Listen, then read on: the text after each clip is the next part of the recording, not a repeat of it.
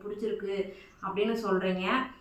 So ஒரு சிலர் வந்து அடுத்த நாள் காலையில் காலேஜ் கொண்டு வந்துட்டு வந்தியா, உங்களுக்கு எல்லாத்துக்கும் தேங்க்ஸ் பண்ணோம். செலிப்ரேஷன் வந்து ஹாய் ஃப்ரெண்ட்ஸ், இன்னைக்கு என்ன வீடியோ பார்க்க போறீங்கன்னா 100K செலிப்ரேஷன் சொல்ல முடியாது, அதுக்கு ஒரு தேங்க்ஸ் வீடியோ தான். வாங்க வீடியோக்குள்ள போலாம். வீடியோக்குள்ள போறதுக்கு முன்னாடி செலிப்ரேஷன் எப்போ சொல்கிறேன், இந்த வீடியோ சொல்கிறேன். லைக் பண்ணுங்க, ஷேர் பண்ணுங்க, கமெண்ட் பண்ணுங்க, மறக்காம சப்ஸ்கிரைப் பண்ணிட்டு பக்கத்துல இருக்க பெல் ஐக்கன் டாப் பண்ணிக்கோங்க. அப்போ நாங்க போய் வீடியோ மிஸ் பண்ணாம போய் வாங்க வீடியோ கால் போலாம்.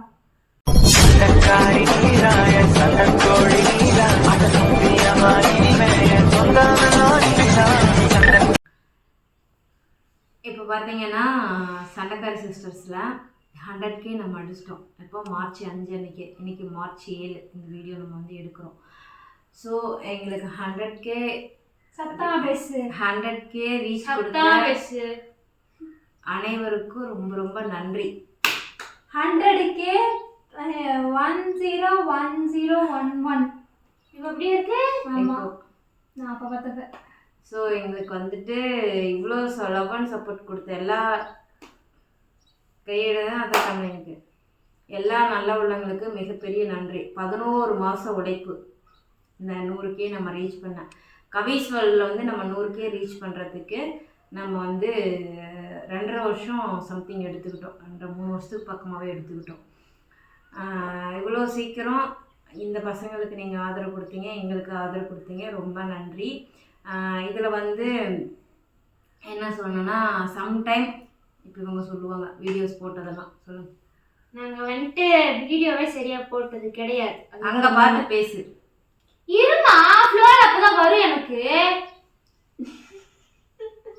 வீடியோ நாங்கள் சரியாக போட்டது கிடையாது, அதுக்கு வந்துட்டு சாரி. பட் இருந்தாலும் நீங்கள் எல்லாருமே எங்களுக்கு வந்துட்டு நல்ல ஒரு சப்போர்ட் கொடுத்துருக்கீங்க, அதுக்கு நல்ல ஒரு தேங்க்ஸ்.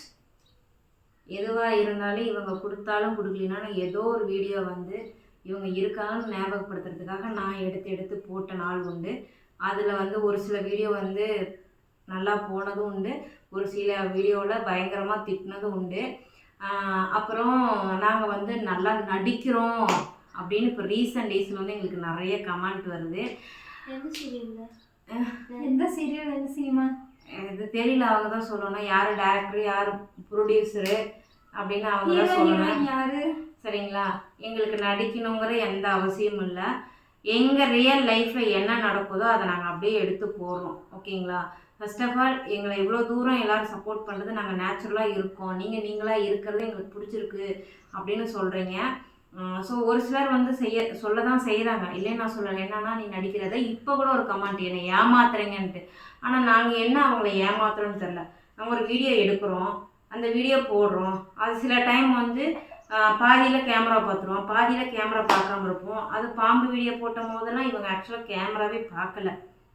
அதுக்கு தான் வந்து நாங்கள் ஏமாத்துறோம், மை ஃபேமிலிஸ்ன்னு சொல்கிறாங்க, ஆனால் எங்களை ஏமாத்துறாங்க அப்படின்னு சொல்லி. சத்தியமாக நான் உட்காந்து புலம்பிட்டு இருந்தேன். டிஎஸ்சி வந்துட்டு அப்படியே நாங்கள் பார்த்துருந்தாலும் அவங்க என்ன இருந்துச்சுன்னு எங்களுக்கு சத்தியமாக தெரியாது. நான் வந்துட்டு சீரியஸாக சொல்லிடுறேன், நான் பார்த்ததான், நான் பார்க்கலன்னு சொல்லலை. எனக்கு கேமரா இருந்த விஷயமே தெரியாது. முந்தானேத்து அம்மா வெளில போயிட்டு வந்தாங்க. வந்தப்போ ஏதோ வந்துட்டு வாங்கிட்டு வந்துருக்காங்க. நான் வந்துட்டு முந்தானேத்து அதை எடுக்க வேண்டியது, அந்த ட்ரூத் ஆர் டேர் போடுறதுக்கு முன்னாடினால அது எடுக்க வேண்டியதாக இருந்துச்சு. எடுக்க வேண்டியதாக இருந்துச்சு. அவங்க வந்து இன்ட்ரோ எடுத்துட்டு இருக்கிறப்ப நான் டக்குன்னு வெளில போயிட்டேன். அப்போ அம்மா என்ன சொல்லிட்டாங்கன்னா, இப்போதான் நீ அவசரமாக வெளில வருவியா, நான் அவங்களுக்கு ஒரு சர்ப்ரைஸ் வச்சுருக்கேன், உள்ளே போ. அதுக்கப்புறம் தான் ஷாக் கொடுக்கலான் இருந்தேன், சர்ப்ரைஸ் வச்சுருந்தேன்னு சொன்னாங்க.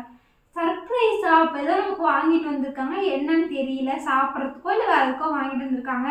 நான் அதுக்கு முன்னாடி ஃபோன் பண்ணி எனக்கு சாப்பிட்றதுக்கு ஏதாவது வேணும்னு சொன்னேன். நான் வந்துட்டு வாங்கிட்டு வந்திருக்காங்க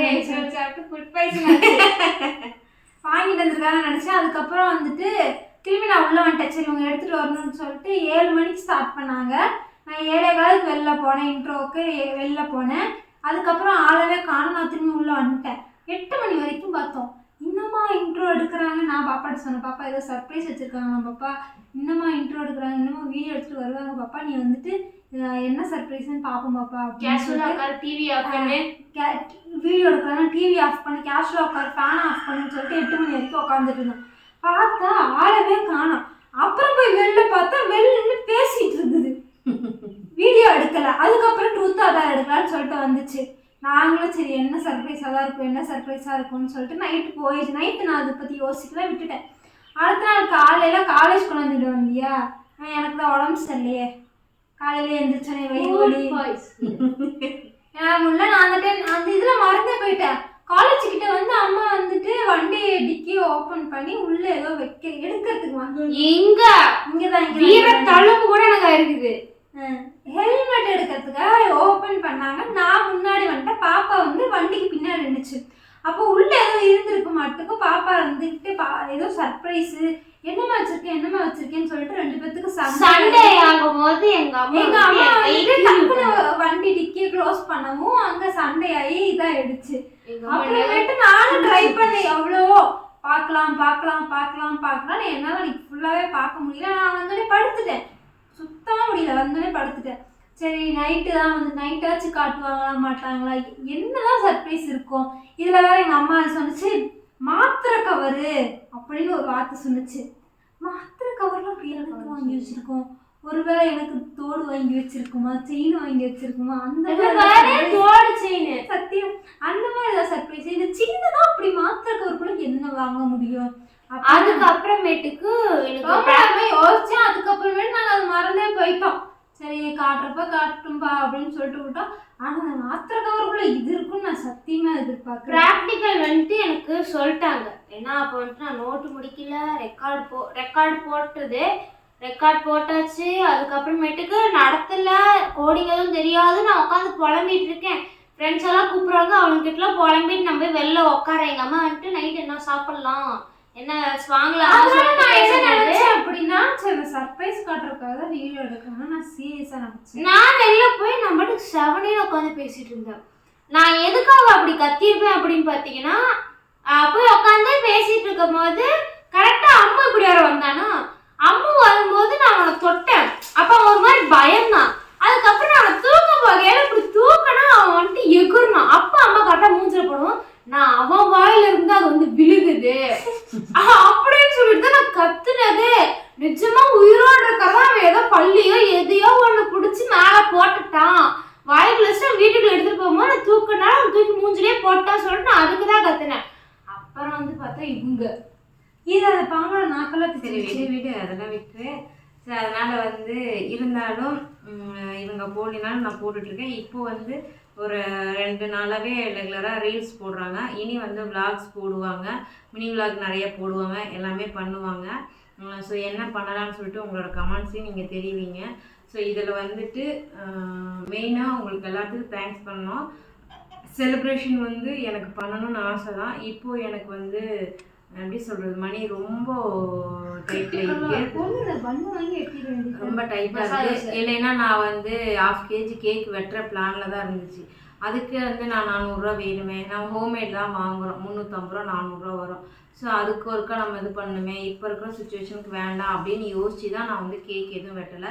கண்டிப்பாக 500K அடிக்கும் போதோ இல்லைனா 200K அடிக்கும் போதோ நான் இந்த சேனலில் கேக் வெட்டி செலிப்ரேஷன் பண்ணுவேன். சண்டைக்காரிக்கு நம்ம வெட்டணும், இந்த கவிஸ்வரத்துக்கு வெட்டணும், சண்டைக்காரிக்கு வெட்டலை. அதை எதையும் நினச்சிக்க வேண்டாம். ஆனாலும் மறுபடியும் நான் சொல்லிக்கிறேன், ரொம்ப நன்றி. 100K ரீச் பண்ணோன்னே எங்களுக்கு வந்து லட்சக்கணக்கில் சம்பளம் வரும்னு நினைக்காதீங்க. ரீல்ஸுக்கெல்லாம் வந்து சம்பளமே வராது. ரீல்ஸ் போட்டால் டெய்லி ஒரு மெயில் வேணால் வரும், வீடியோ பிளாக் அது வேணால் வரும்.